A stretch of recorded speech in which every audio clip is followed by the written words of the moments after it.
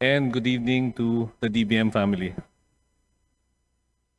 Let me start with the Higher Education Development Fund, which is a very concrete case of earmarked revenues. Section 11 of RA 7722 is clear. The 11.7 billion HEDF must immediately be released to CHED to be managed by a GFI as its portfolio manager. Because of EO 338, kinuha po ito ng Treasury, and until now, it is still with the Bureau of Treasury. An executive order cannot supersede a law. So, may I ask, may I have the commitment of DBM to immediately look into this so that the HEDF funds may already be released to CHED at mapakinabangan po ito ng mga gustong magkolehiyo. Mr. Speaker, my distinguished colleague, thank you very much for that question. That's actually very timely because we had very, very extensive discussions with both CHED and the DBM as to how we can best utilize the HEDF.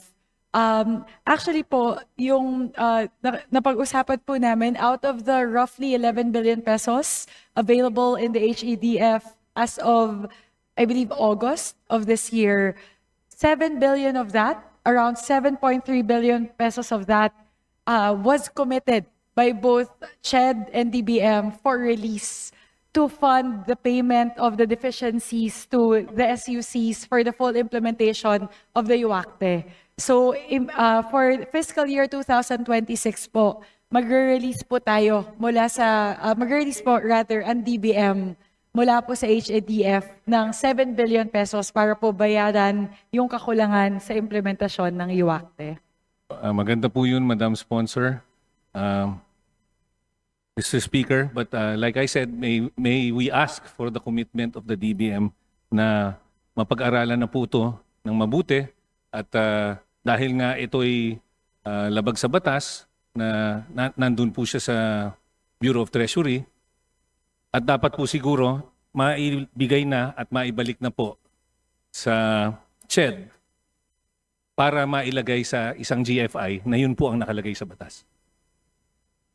Yes, Mr. Speaker, my distinguished colleague, DBM commits to look into this matter. Titignan po nila ito kasabay ang DOF, Bureau of Treasury at ang CHED para po matignan po natin moving forward, what would be the best course of action as to how to manage the funds under the HEDF? And may we ask to be updated on the progress of the changes po? Yes, Mr. Speaker, my distinguished colleague, DBM commits to provide updates as soon as possible. Thank you for that, Madam Sponsor, Mr. Speaker. Hindi po ako magtataka kung ganito rin ang nangyayari sa ibang earmarked revenues. Every earmarking statute has its own conditions, and yet they are all treated the same under the Treasury single account. In this regard, will DBM commit to a law-by-law review of earmarked funds because the provisions of each earmarking law is different?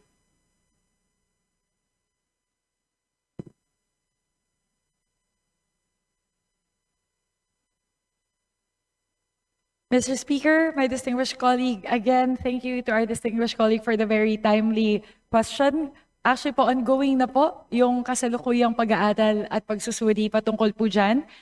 The DBM is currently working with the Bureau of Treasury to do a law-by-law review on these SAG-Fs, yung ating po mga special laws. So there are about 77 laws currently pending for the review of both the DBM and the Bureau of Treasury. So one suggestion po is that if the law states that the earmarked revenue be placed in a trust fund, it should be in a trust fund. Respetuhin po sana natin yon. If the law states that the earmarked funds may be commingled with the general fund, then so be it. All I'm saying is that the law for each earmarked fund be respected. So now going po to contingent funds. the provisions on the contingent fund states that this is meant only for new and urgent needs. So my question is, why is the contingent fund being used for purposes that are neither new nor urgent? In 2024, DSWD received 5.9 billion for 4Ps. 4Ps is neither new nor urgent. It is an existing program. DA received another 5 billion for the 20 peso bigas program. But according to the DA secretary, this is still deposited in their account, so it's obviously not urgent. Hindi pa po nila nagagamit. Shouldn't DBM be more mindful in ensuring that the contingent fund is strictly used in accordance with its mandate?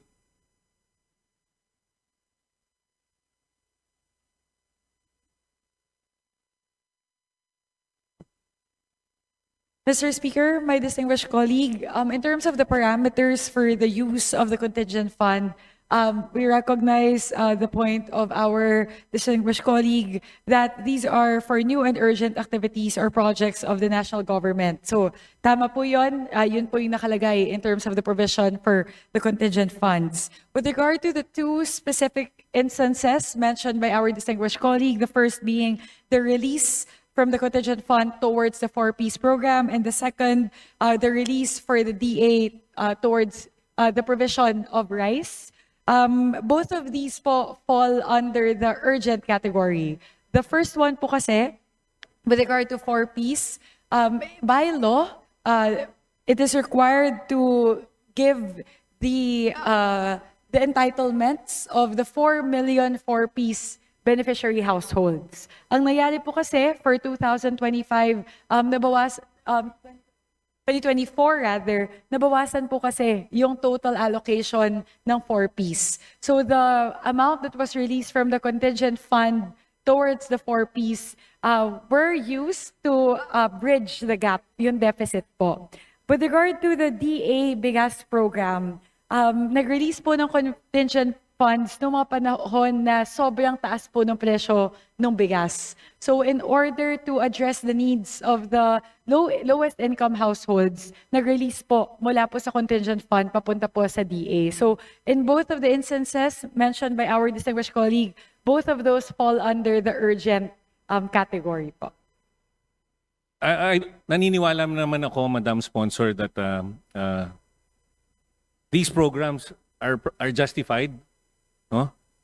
But of course, para lang po sa amin, I think the DBM should be more mindful in ensuring that the contingent fund is strictly used in accordance with its mandate. So, tama po kayo, baka justifiable siya, pero siguro po, baka dapat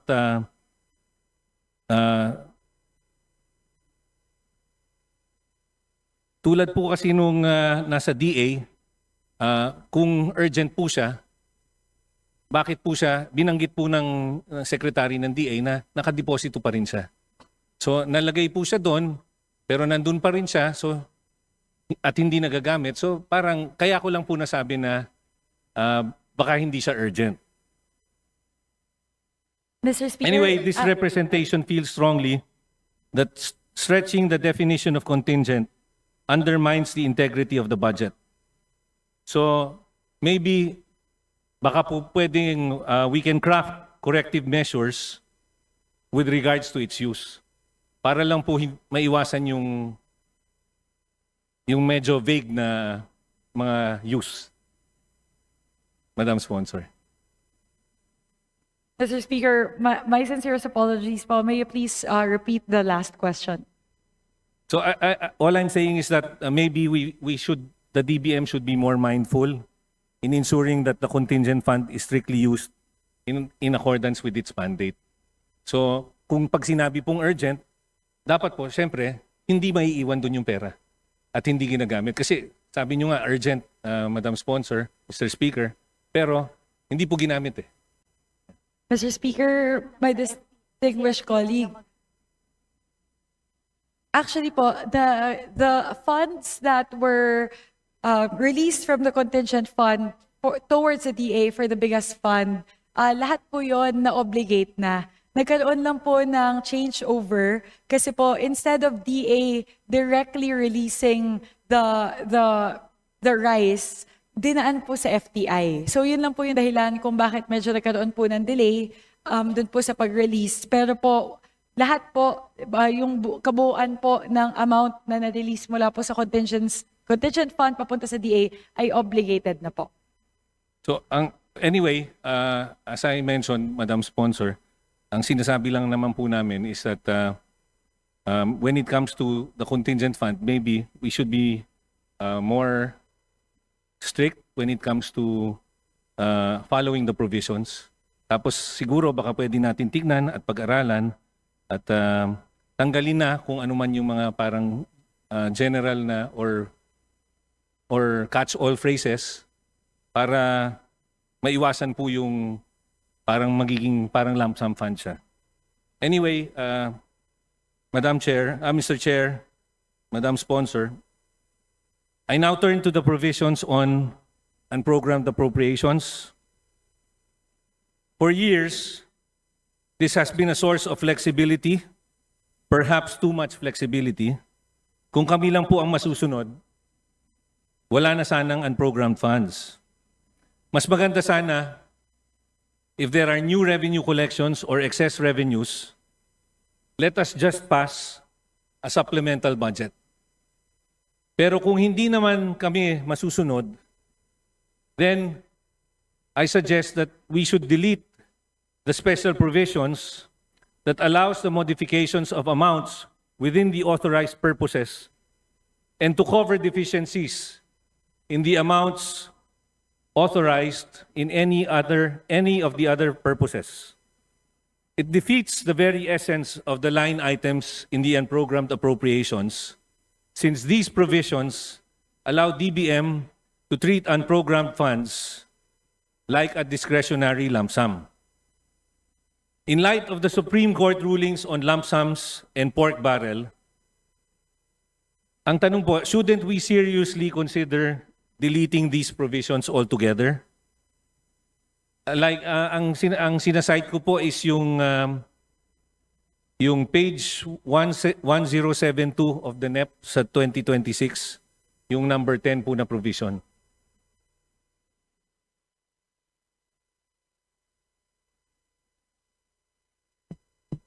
So kung pwede lang po, pag-aralan na baka pwedeng tanggalin na yun altogether.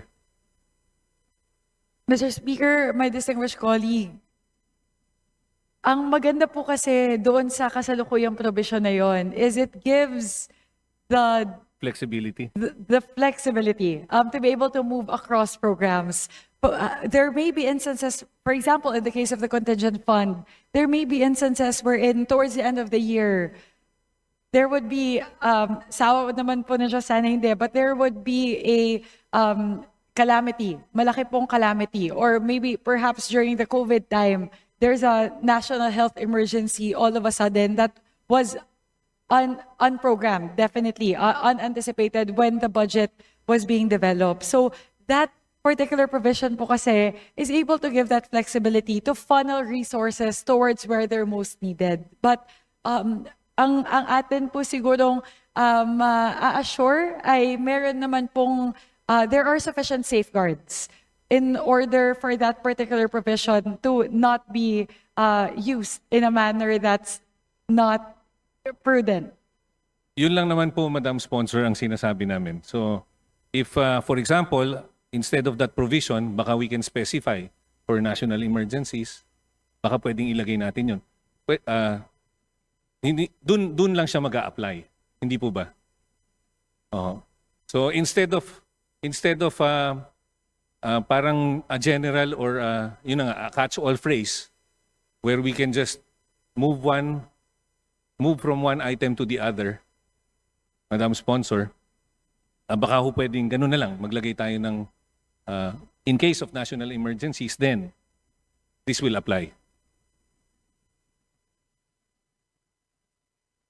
Anyway, pag-aralan niyo po, ma'am, That's all we're suggesting, that maybe the DBM can take a look at it and then craft phrases or provisions that will apply to this specific need. Mr. Speaker, my distinguished colleague, upon referring with the DBM, that's something that we will take a look at. Also on the part of the Committee on Appropriations, looking at that particular special provision, titignan po natin, we need to strike a balance between safeguards versus it being permissive enough to respond to what's most needed given the current situation. So titignan po namin, kasi po, I agree, kasi medyo generic siya. For purposes number 3 to 11, if I remember correctly, that's how it's worded. So we'll take a look at whether we can add a little bit more level of specificity para lang po mas may safeguards po tayo as to particular purposes na pwede pong lilipatan in case of deficiencies. Thank you for that, Madam Sponsor. That's all we ask. Under RA 11861, isisingit ko na lang po to dahil nandyan naman si Secretary. Ito po yung matagal na namin hinihingi. Solo parents are entitled to a 7-day parental leave with pay. But because the CSC says there is no employer-employee relationship, agencies are not implementing this. So the CSC suggested that this be incorporated already in the contracts of the JOs and COS. We also brought this up already with the COA. So ang inihingi po namin is, will DBM together with COA and CSC issue a clear guideline so that this benefit is finally implemented? Will DBM commit to work jointly with COA and CSC to release a joint circular so there is no confusion across agencies? Mr. Speaker, my distinguished colleague, the DBM commits to study the matter and will coordinate with COA on the issuance of the guidelines. Moreover, the DBM will take into account the provisions of RA 11861 and its implementing rules in the crafting of the said guidelines. So we commit po. We will look into the matter. Thank you for that, Madam Sponsor, Mr. Speaker. I Please still wrap have up, Honorable, concerns on savings, pero papadala ko na lang po sa inyo. In closing, let us decisively reject generalized provisions, unwaveringly uphold the rule of law, and commit to a budget for 2026 that is open, accountable, and transparent. By eliminating ambiguity and grounding every line item in lawful purpose and clear evidence, we protect the public trust and ensure fiscal decisions that reflect the nation's best interests. The time for transparency is now. The path forward is a lawful, transparent, and fully auditable budget for 2026. Thank you, Madam Sponsor, Mr. Speaker, and thank you to the DBM family. Majority Leader. Thank you very much po, Mr. Speaker. Thank you very much to our distinguished colleague, the Honorable Robert Nazal. Speaker, next to interpolate the sponsor, I move to recognize Representative Iris Marie de Mesa Montes of 4K Party List. The Honorable Montes is now recognized. Thank you, Mr. Speaker.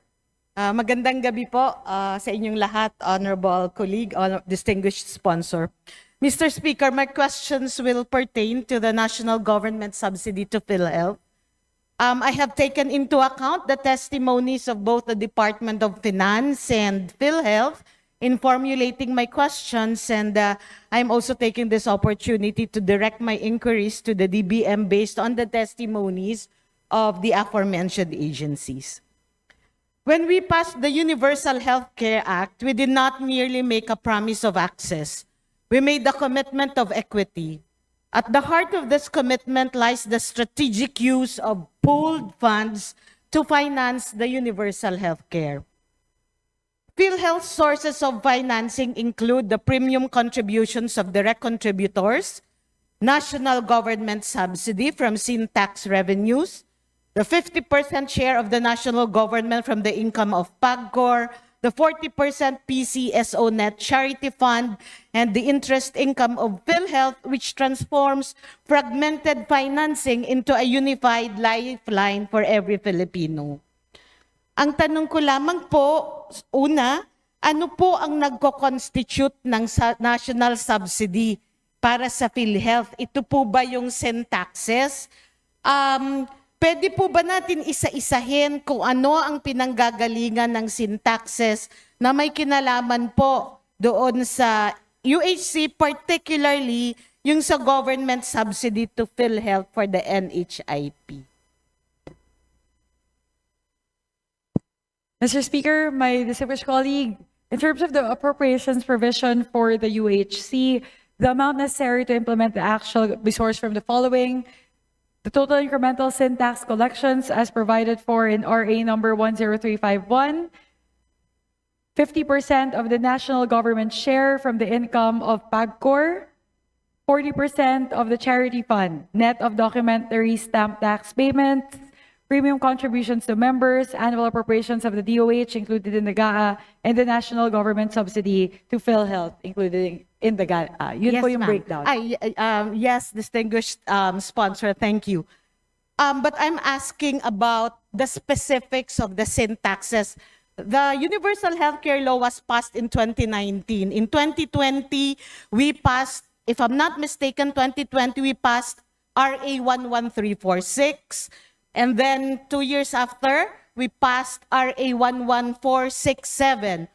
Both of these have something to do with the sin taxes provided for in the UHC law. So pwede po ba nating isa-isahin itong source ng PhilHealth para sa national government subsidy?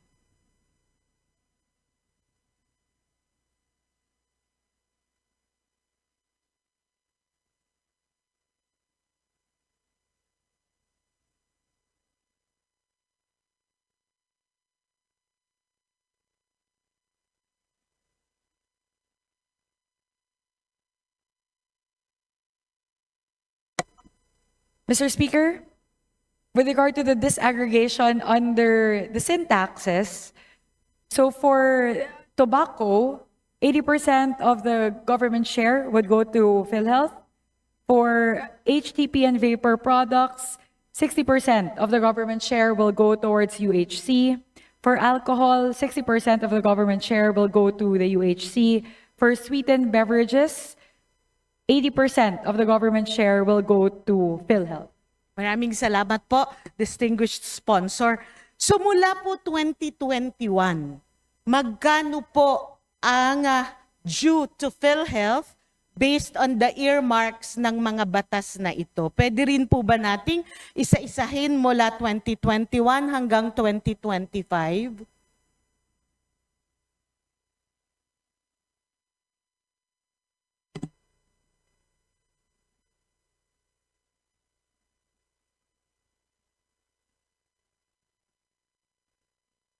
Mr. Speaker, from 2022 to 2026, the total revenue share that would be attributed to PhilHealth would be 376,417,305,000. Okay po. 376.42 billion. Round off na po natin. Yan po yung figure na binigay ng DOF. But that's for mula 2022 to 2026 po yan. Hinahanap ko pa rin po sana yung 2021. Anyway, sige po, maaari po bang maisubmit na lang yung figure ng 2021 kung meron po kayo? Mr. Speaker, my distinguished colleague, for 2021, wala po. That is a transitory period in the implementation of the law. Hence, there is no share directed to PhilHealth in year 2021. Okay po, thank you. Doon po sa share na yon, maaari po ba na ko namang malaman magkano po ang SARO on a yearly basis simula 2022 po? Magkano ang SARO? Magkano po ang NCA? For 2022, 23, 24, and 25.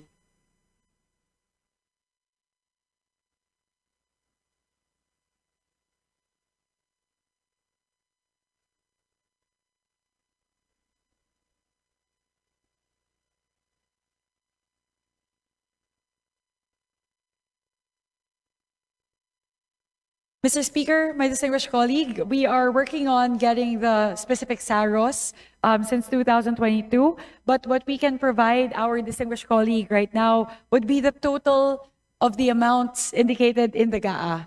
So from 2000,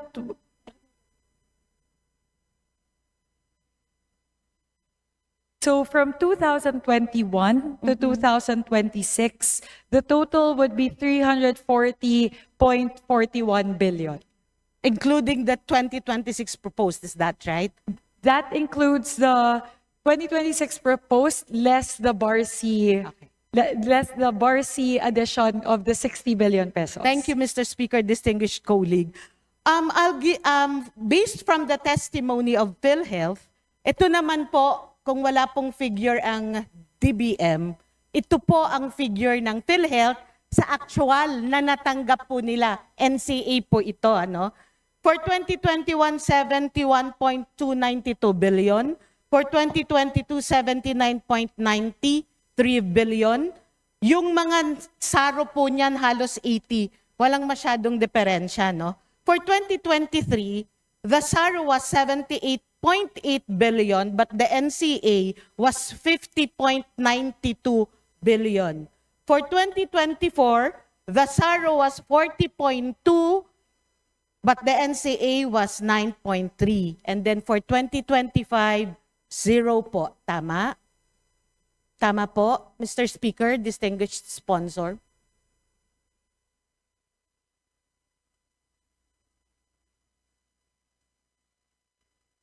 Mr. Speaker, yes, we confirm that those are the NCA amounts. Okay po. For 2023 and 2024, wala po sa 2025. So pagbabanggiin po natin the SARO amount versus the NCA amount, magkano po ang pakulangan ng DBM sa PhilHealth mula 2021 to 2025 pagdating dito po sa national government subsidy galing sa sin taxes?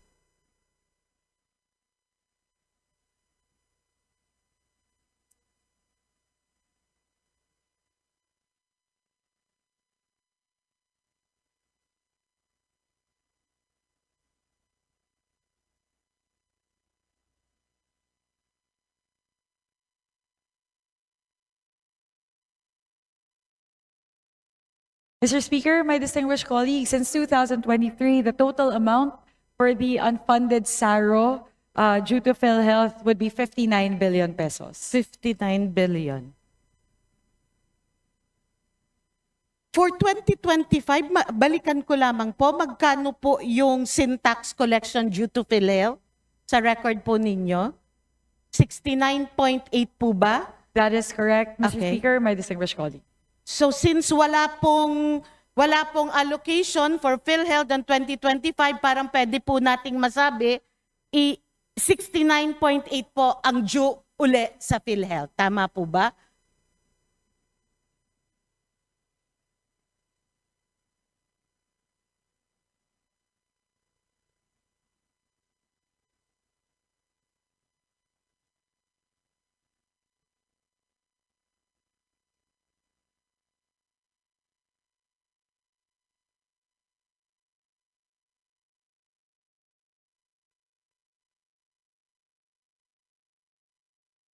Mr. Speaker, my distinguished colleague, if we would hit the amounts against each other, meaning the revenue share due to PhilHealth versus the released SAROS, ang kulang po ay roughly 36 billion because the revenue share due to PhilHealth total 376 billion and the total for expenditures total 340 billion. But I recognize the point of our distinguished colleague. It's because there's a shortfall of the SARO versus the NCA. So we have to add that. I'll request for a few seconds lang po to compute that. Pwede rin po bang stop yung clock ko, Mr. Speaker?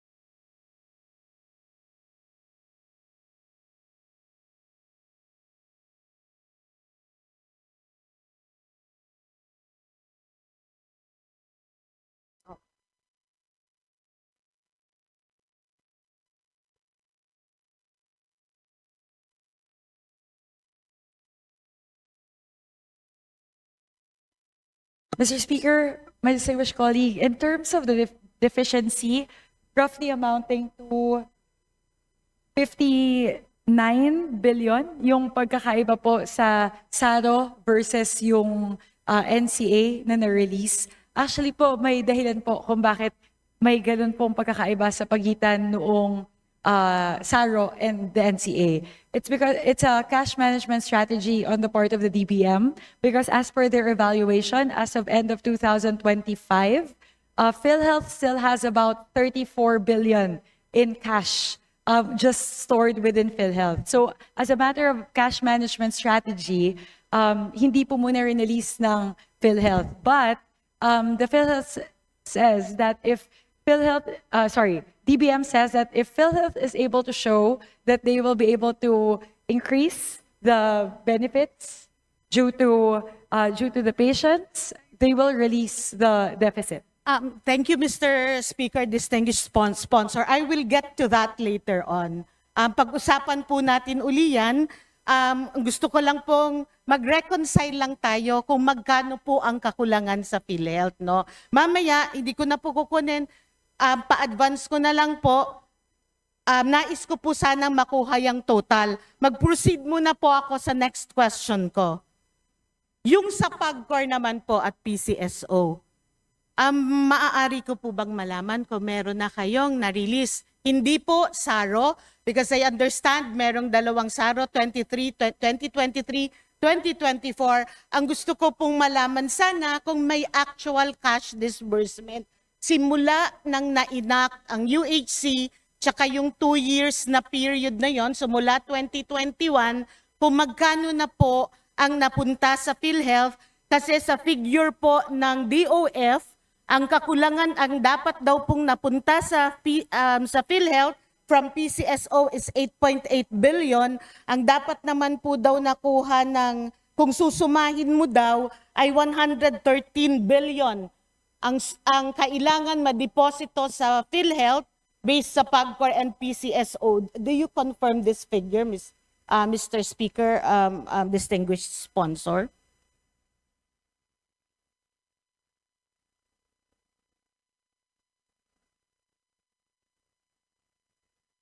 Mr. Speaker, my distinguished colleague, there may be a little bit of a discrepancy in terms of the figures. Perhaps it's the timing when the figures were pulled out. What we have here on the part of the DBM would be the balances as of June 2025. So as of June 2025 po, from PAGCOR, there would be a total of 98.1 billion, and for PCSO, a total of 7.5 billion pesos. So totaling 105.7 billion. Thank you po, Mr. Speaker, distinguished colleague. Maaari ko po bang malaman bakit hanggang ngayon wala pang naidideposito or nare-release sa PhilHealth kahit 5? Tama po, kahit 5. When Section 37 of RA 11223 specifically provides that at the end of each quarter, dapat po nare-remit yan sa PhilHealth.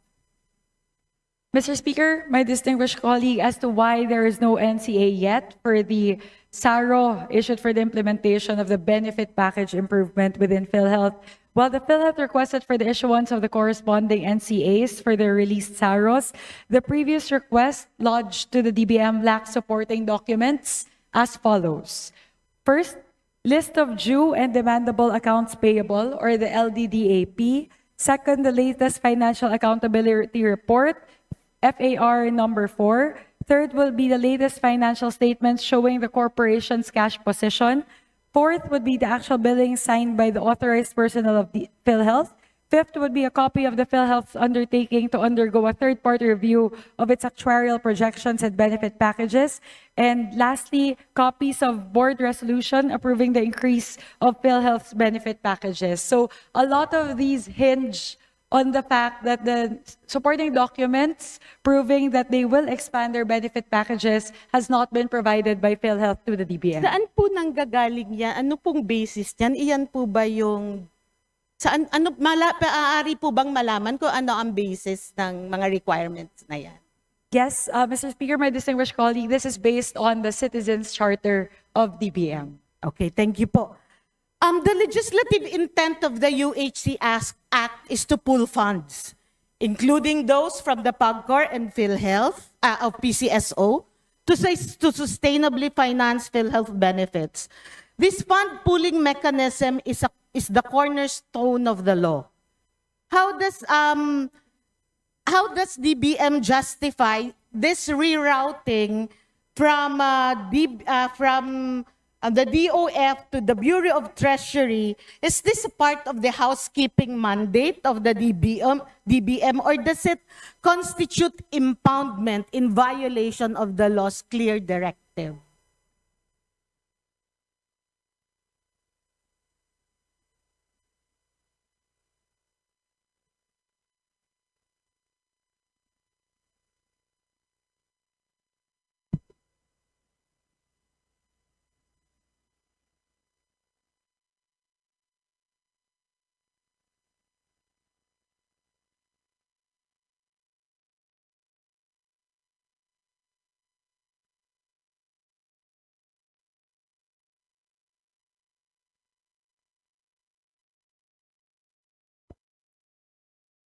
Honorable Interpolator, can you please wrap up after this answer?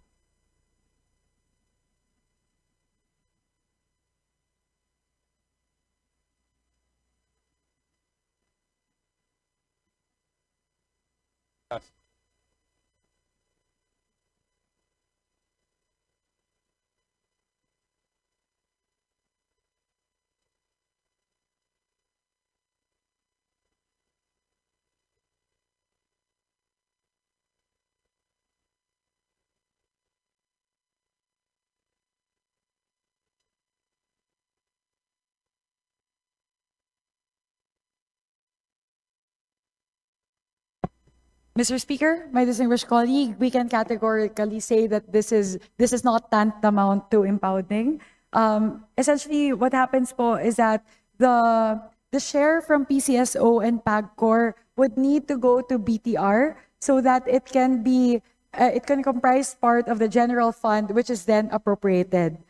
In the law, the requirement, as per Section 37B and C of RA 11223, the funds of PCSO and PAGCOR should be transferred quarterly. And that happens now. So those funds are transferred quarterly to the Bureau of Treasury. But these funds are not transferred quarterly to PhilHealth because of this provision. The amount necessary to implement the provisions of this act shall be included in the GAA and shall be appropriated under the DOH and national government subsidy to PhilHealth. So because of that, nagkakaroon lang po ng timing discrepancy, but this is not tantamount to impounding po. Maraming salamat po, Mr. Speaker, distinguished sponsor. So i-wrap up ko na lamang po. Tanong ko na lang po, sa pagkakaalam po ng DBM, total na po lahat, magkano po dapat ang due dapat nilang ibigay sa PhilHealth? Simula nung na-enact yung UHC law and considering all the requirements ng fund pooling mechanism.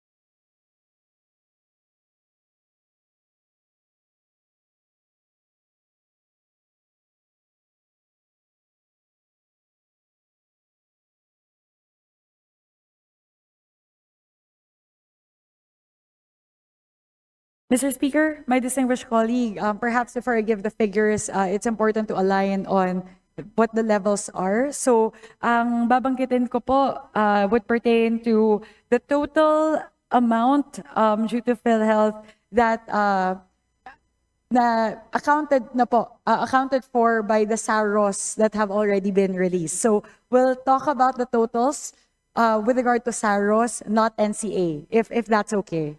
Mr. Speaker, I have little time left. Can I just have a copy of that so that I can still pursue some of my questions? Okay. Sige po, very quickly po, Okay. please do not count it towards the time of my distinguished colleague. This is a They've been very... counting my time hindi po Opo. nasa-stop. This is a very important point to raise. So hopefully, please give our colleague a few more minutes in addition.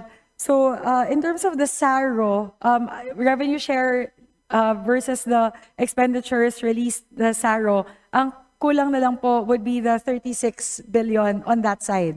Yan po yung sa syntax. Yun po yung nabanggit ko kanina na difference between the 376.4 billion due to PhilHealth and the SARO releases of 340.4 billion. On the part of PAGCOR and PCSO, the deficit would be around 63.3 billion. That is because out of the 105.6 billion due to PhilHealth from PAGCOR and PCSO, as per the UHC Act, meron na pong dalawang SARO releases. One at 21.17 billion and another at 21.17 billion. So the total po would be 36 plus 63. So roughly 99 billion pesos po. Pero Mr. Speaker, linawin ko lang po, but SARO pa lang po yun ha, SARO.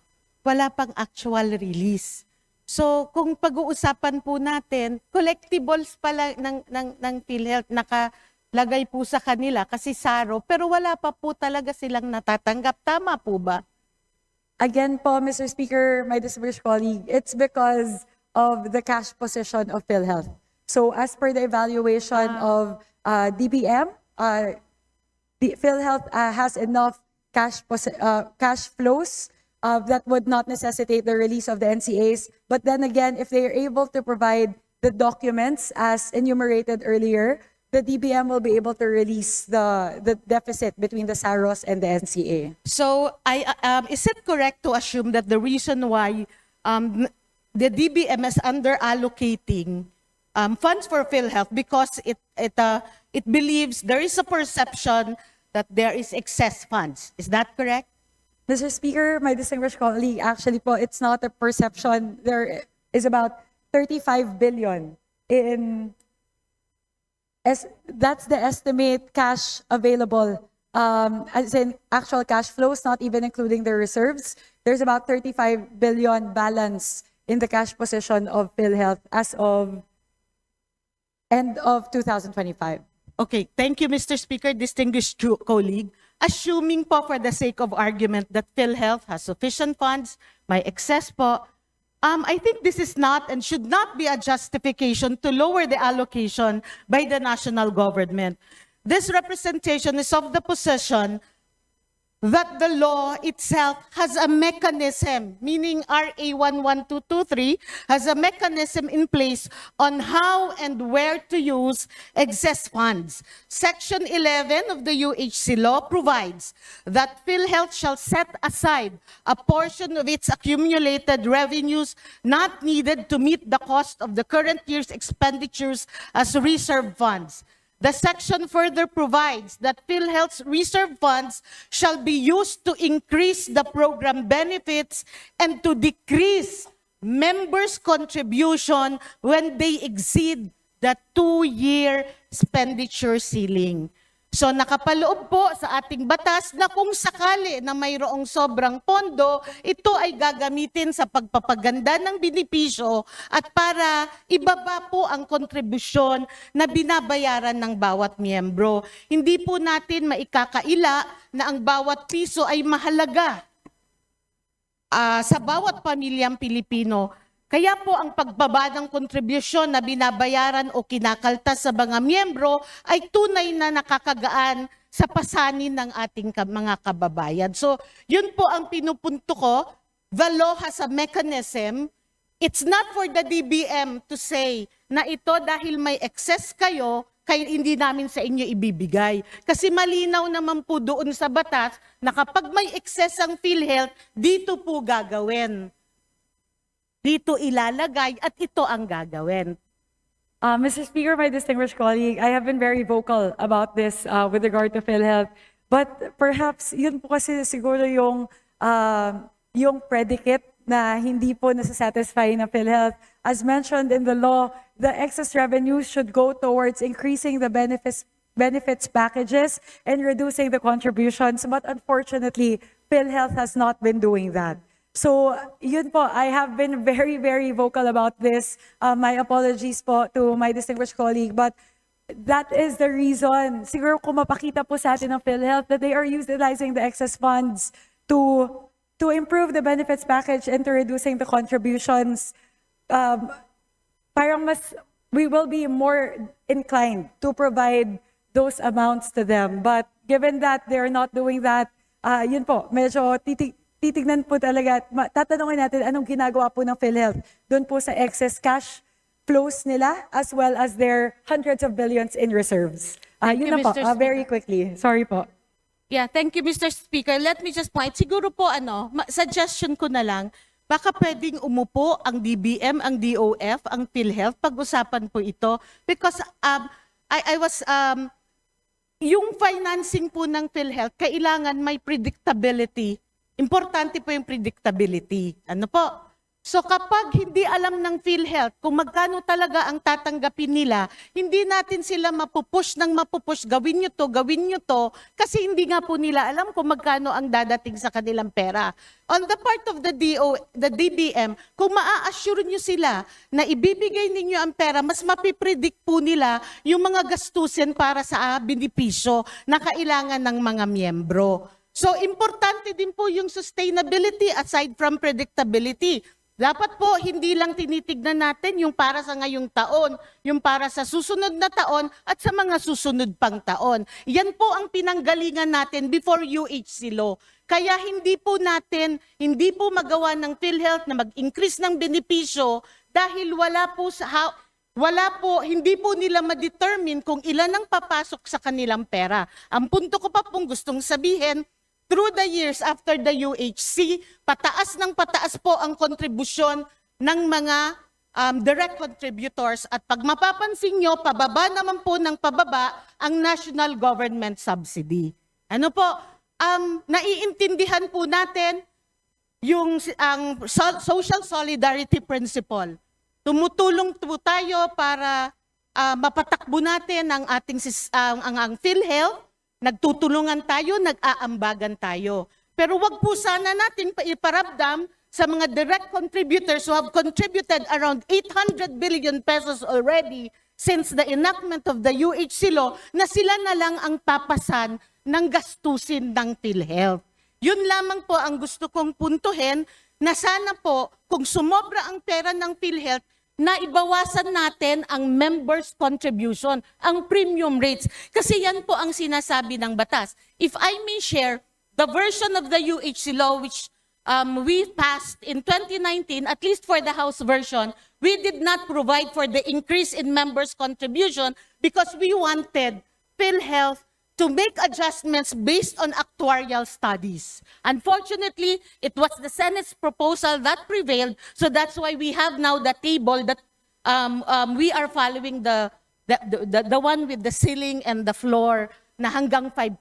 Kung House lang pong version na sunod, hanggang 3% lang yun because we were cognizant of the fact that PhilHealth has institutional capacity problems at that time.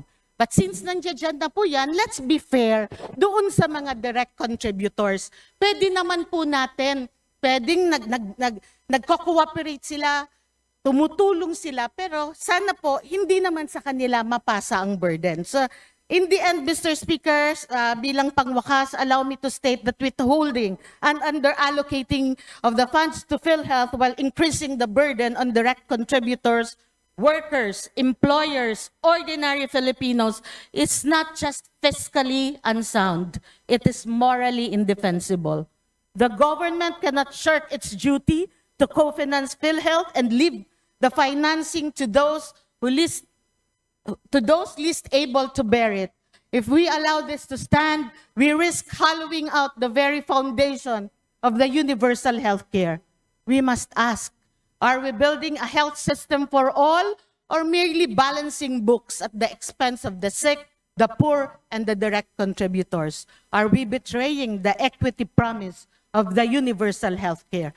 Thank you, Mr. Speaker, Madam Sponsor, and to the DBM. Good evening po sa inyong lahat. Thank you very much, Mr. Speaker, to my distinguished colleague. Siguro po, ang akin lang po sigurong maisasagot doon.